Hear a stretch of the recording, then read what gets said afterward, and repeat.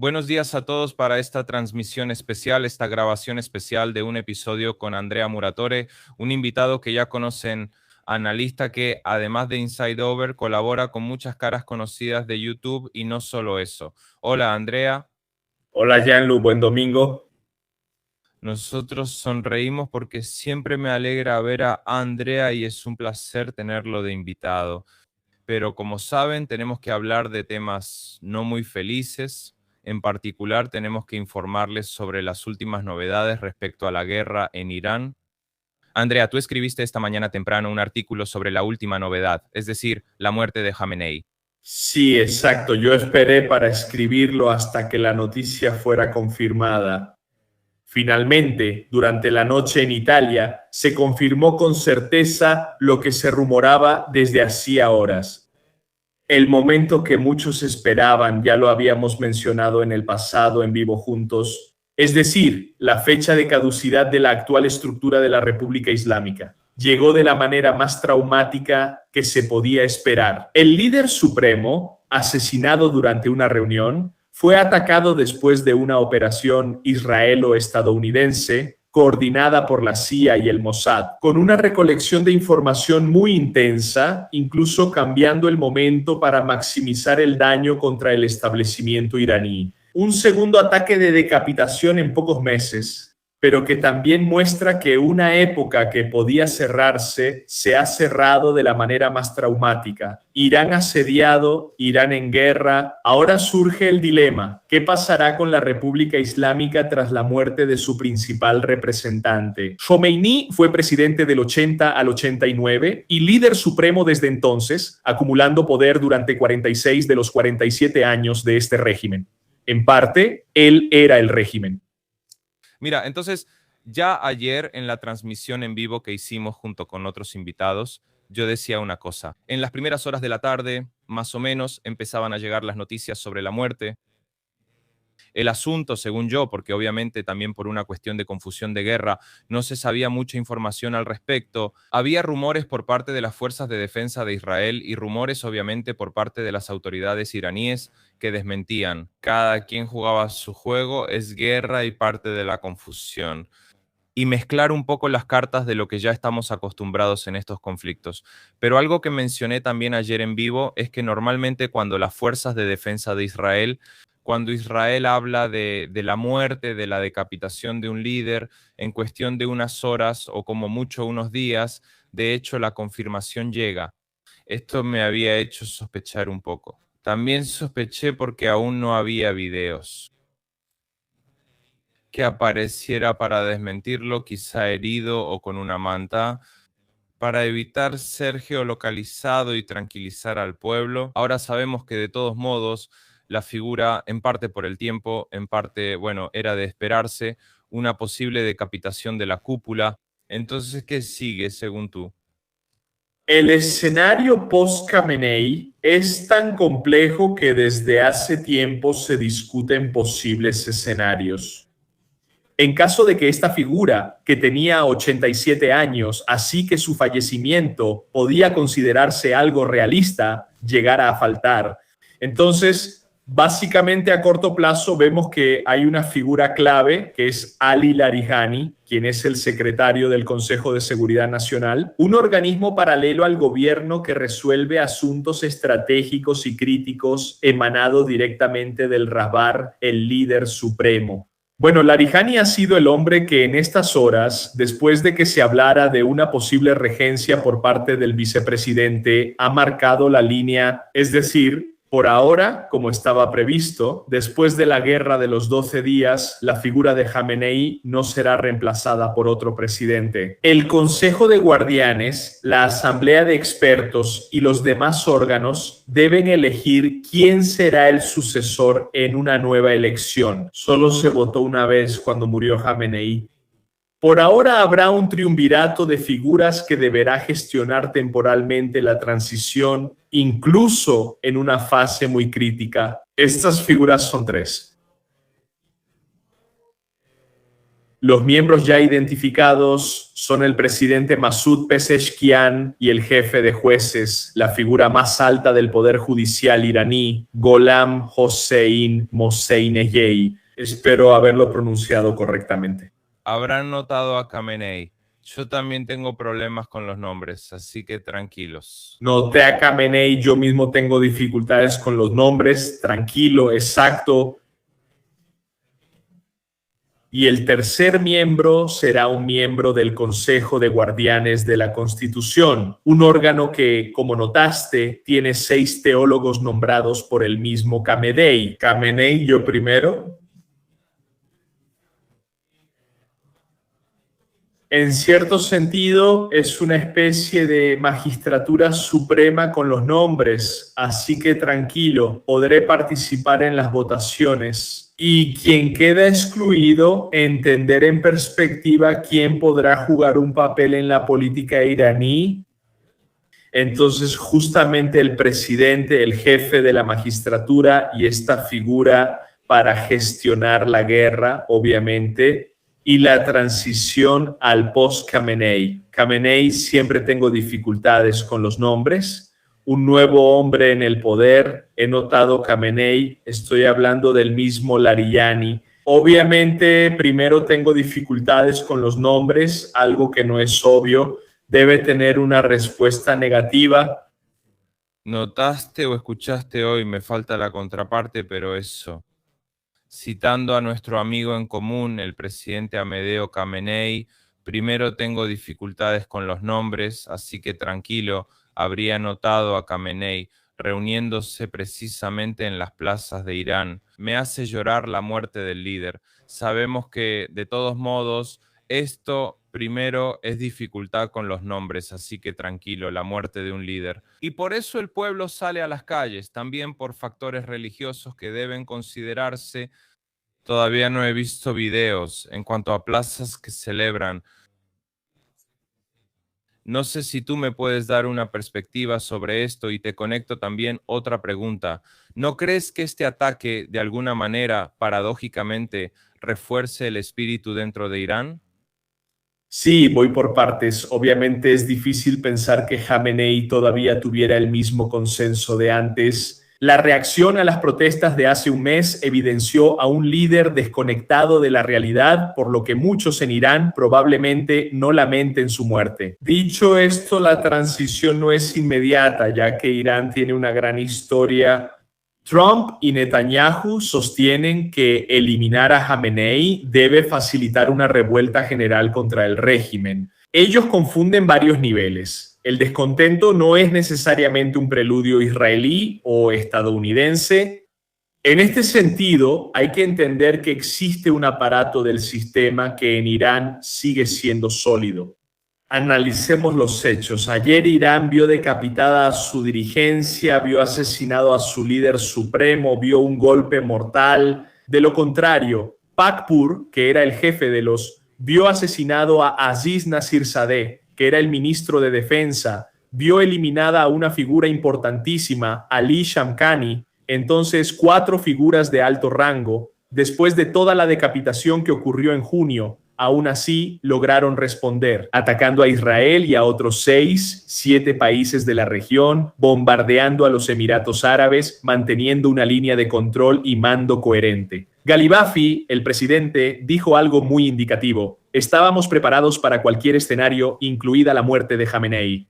Entonces, ¿cuál puede ser ahora la estrategia iraní? Absorber el mayor daño posible y, al absorber esos daños, aumentar el costo de la guerra. Para quienes siguen asediando a la República Islámica y no tienen potencialmente las mismas ganas de morir por Teherán, en este sentido, el régimen puede jugar su segundo tiempo.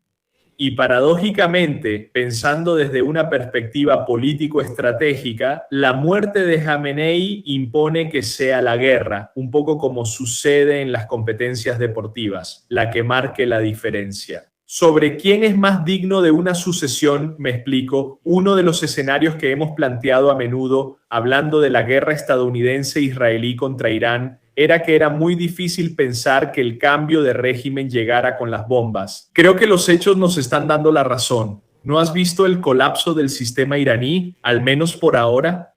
También porque el escenario de un cambio de rumbo en Teherán ciertamente no ocurrirá, como a menudo esperamos, con la toma del poder por parte de los manifestantes.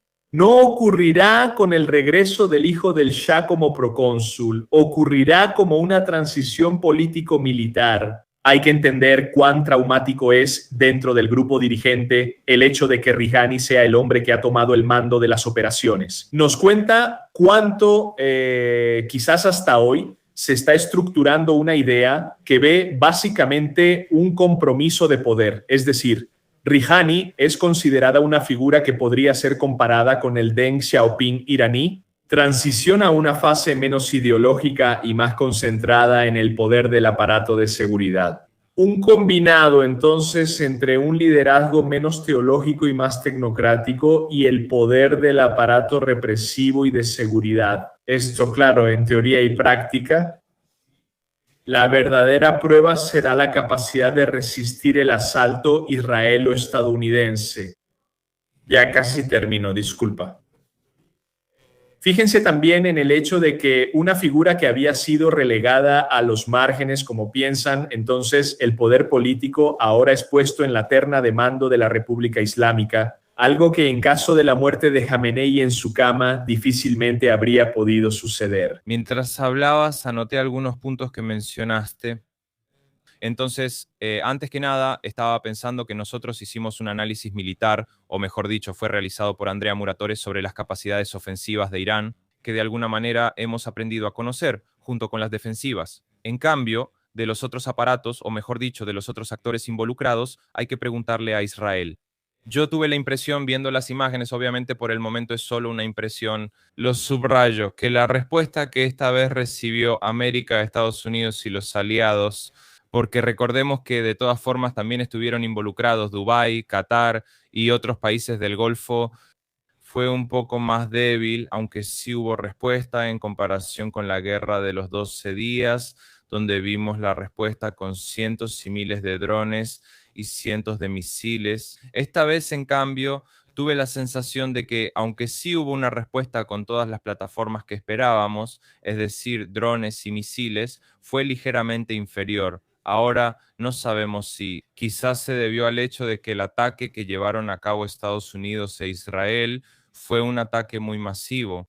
Anoche se informó que 200 aeronaves atacaron 500 objetivos, lo que sin duda también erosionará la capacidad de lanzamiento de Irán. No, pero tú también tuviste esa sensación de que la respuesta fue más débil. Depende de la perspectiva, pero la que fue contra Israel fue claramente más débil. Aunque fue más dispersa, parece una estrategia de desgaste, ¿no? El mismo daño psicológico lo logró con menos recursos. Aunque es indudable que Irán tiene un aparato misilístico claramente debilitado, en este caso la intervención de los estadounidenses fue muy clásica. Estados Unidos tradicionalmente, cuando inician grandes campañas militares, apuntan primero a los aparatos, a los sistemas balísticos, lanzamisiles y cosas por el estilo. La defensa antiaérea ahora incluye el aparato balístico de países enemigos. Lo importante es comprender la implicación política. Irán ha decidido claramente poner en la mira a todos los sistemas militares estadounidenses en la región.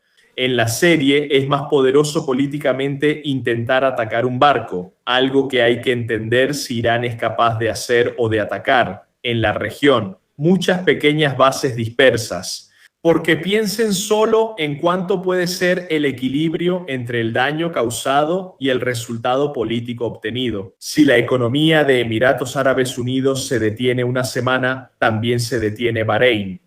Con Qatar están siendo menos duros porque Qatar también tiene un papel particular, comparte fronteras marítimas, está el gas. Veo que Irán le está tomando gusto a golpear al principal aliado de Israel en la región, los Emiratos Árabes Unidos, que en cierto sentido también están pagando el precio de una estrategia geopolítica muy agresiva. Sudán lo demuestra, sin estar realmente preparados para sufrir una represalia de este tipo. Creo que el equilibrio iraní consiste en aumentar el costo del enfrentamiento también para los países socios, para romper las dudas y hacerles entender lo que podría pasar si la guerra continúa. Es un cálculo muy arriesgado, que quede claro, pero me parece entender que en esta perspectiva, aquí, con menos recursos disponibles, se ha apostado todo. Y esa es la naturaleza profundamente compleja de esta crisis que ya es regional, porque si trazamos un arco de crisis que toca a los países de Medio Oriente, considerando que incluso Arabia Saudita ha sufrido ataques, luego veremos si Arabia Saudita MBS presionó a Trump para el ataque. Pero no hay ningún país en la frontera delimitada entre Turquía y Egipto. Salvo Omán como mediador, todos los países han sufrido ataques militares en su territorio, incluidos Afganistán y Pakistán recientemente. Tenemos a Israel y el Líbano, donde siguen los enfrentamientos y han interceptado misiles. Irak, el ataque a las bases de Erbil y también el ataque estadounidense-israelí a Kitab al-Buya. Al sur Kuwait, Arabia Saudita, Yemen, ni hablar, Qatar y Emiratos Árabes Unidos, Irán y al este, Afganistán, Pakistán. Es decir, tenemos un arco de crisis hirviente, caótico y una suma de guerras que está creando una gran guerra donde cada país está involucrado. Una pequeña guerra mundial de Medio Oriente o de Asia Central, llamémosla Centro Occidental, eso no es un escenario tranquilizador. Iraníes están en Olimpia dentro de lo posible. Cierto, cierto, cierto, sí. Además, una cosa, y aquí voy a concluir, hay que entender un momento, y esto nos concierne a nosotros los italianos en primer lugar. ¿Qué pasará con Hormuz? Porque claramente si se va a cerrar, me parece, Hormuz ya fue cerrado justo ayer. No sé si hubo desmentido o reapertura, pero viendo la situación, imagino que no es posible navegar en Hormuz ahora. Pero lo que sobre todo ha sido retomado por muchos fue el comunicado por parte de los hutíes, que parece que retomarán sus ataques en el canal de Suez y Bab el-Mandeb. Entonces, de nuevo se vuelve a esa situación de caos que hemos aprendido a conocer, con todos los aumentos que pronto afectarán nuestros bolsillos si la crisis continúa. Absolutamente. Hormuz no está cerrado, Irán no tiene la capacidad para mantenerlo cerrado, pero en los hechos ha sido cerrado por las compañías petroleras y las aseguradoras. Leía poco antes de conectarme a Bloomberg que lo informaba, el tráfico de barcos petroleros está técnicamente derribado en esa especie de U invertida que corresponde al estrecho de Hormuz. Pero debíamos esperarlo, debíamos anticiparlo. Esto, cito a nuestra amiga en común, Martina Besana, en esto también puede ser un efecto que no está del todo excluido por Washington, que tomo precisamente esta expresión de Martina. En el ataque a Irán podría considerar la estrategia ABC, Anything but China, ya que los principales afectados por el bloqueo de Hormuz serían China y países del este. Recortes, una yugular importante de suministro energético, entre recortes en las perspectivas de abastecimiento, pero la apuesta de Estados Unidos es que los iraníes paguen la factura. Rosétile sólidamente de Biscato. Tampoco la otra es relativa. Mira, no es buena la hipótesis de ver una reanudación de los ataques en el Mar Rojo. Y un bloqueo de Hormuz, porque veamos también otra cosa, cerrada, desde que fue cerrada Hormuz, está cerrada fue cerrada por Hormuz, está cerrada pero al mismo tiempo. La apuesta estadounidense es que la apuesta iraní, es cierto que la factura se cargue. ¿Qué significa? ¿Qué significa que? Mira, no es. Cuando los hutis cesaron los ataques, tomó 1 año y medio. Incluyendo una nueva guerra contra los rebeldes yemeníes antes de que el tráfico regresara a niveles previos. La psicología y el mercado tardan en interiorizar las noticias positivas, pero tardan mucho menos en interiorizar las negativas. Esperemos una montaña rusa. Tampoco estoy seguro de que los responsables estadounidenses e israelíes hayan considerado todas las perspectivas al hacer sus evaluaciones. Yo noté en particular el silencio casi total antes de la operación del comandante estadounidense Brad Cooper, que incluso en un momento estuvo en Omán negociando con los iraníes. Me parece que quienes están en el terreno, además, hacen esta guerra también por espíritu de cuerpo, pero les cuesta y les resulta difícil comprenderla incluso en sus perspectivas más amplias. Sobre este punto de vista, recordemos que hay algunas entrevistas incluso de pilotos italianos que en guerras anteriores decían exactamente lo que acabas de decir, es decir, hacían su trabajo, pero no comprendían plenamente, sobre todo, la naturaleza ética de los conflictos. Por ejemplo, miro a los Balcanes, hay entrevistas de pilotos que precisamente hablaban de este tipo de operaciones. El Why We Fight, como el manifiesto y la propaganda estadounidense de la Segunda Guerra Mundial, el Why We Fight. Signo de interrogación siempre debe responderse de manera comprensible, porque si no, a la larga la moral se deteriora. No. No, lo hiciste bien. Solo te haré una pregunta, aunque no sea mi área, pero debo hacerla. Hace tiempo escuché al profesor Aldo Giannulli hablar sobre las ventajas que tienen los estadounidenses como grandes productores de petróleo ante un posible aumento del precio del barril. ¿Esto me lo puedes explicar un momento? Podría suceder, de hecho, que el cierre de Hormuz beneficie a Estados Unidos, ya que es el mayor productor de petróleo, o podría arriesgarse a que suba el precio en la bomba de gasolina. Con las elecciones de medio término que ya se acercan. Es un cálculo importante. Coincido con Aldo. Los estadounidenses necesitan un precio alto del crudo. América tiene un punto de equilibrio. El petróleo extraído con gas de esquisto y fracturación hidráulica cuesta entre 85 y 90 dólares por barril. Entonces, América requiere crudo caro. La OPEP Plus, Arabia Saudita y Rusia aceptan menores ingresos al bajar artificialmente el precio para quitar cuota de mercado a los operadores estadounidenses. A nivel de macroeconomía todo es correcto. El punto es totalmente político, porque, como decíamos ya en tiempos de Biden, los estadounidenses no son macroeconomistas. Ven la gasolina por galón, no las ganancias de multinacionales. Ven el costo de huevos, no los reportes de Nvidia. Eso es un cálculo importante e interesante. Seguramente Trump tiene deudas que pagar a quienes lo apoyaron en la construcción. La Casa Blanca y, como buen líder populista, el pueblo cuenta cuando vota, pero cuenta menos cuando hay estas deudas que recompensar. Gracias, soy Andrés. Recordemos que estamos grabando el 1 de marzo y son las 9:50, así que si llegara a resurgir la figura de Jamenei, cosa que no creo que suceda, sepan la hora en que grabamos. Sigan el trabajo de Andrés. Todas sus referencias están en el primer comentario destacado del canal de YouTube de Gens Italia. También encontrarán su libro donde se habla de la próxima guerra y del Medio Oriente. Andrés, gracias por venir y tu tiempo. Gracias, Juan. Saludos a los espectadores de Gens Italia. Hasta pronto aquí en Gens Italia.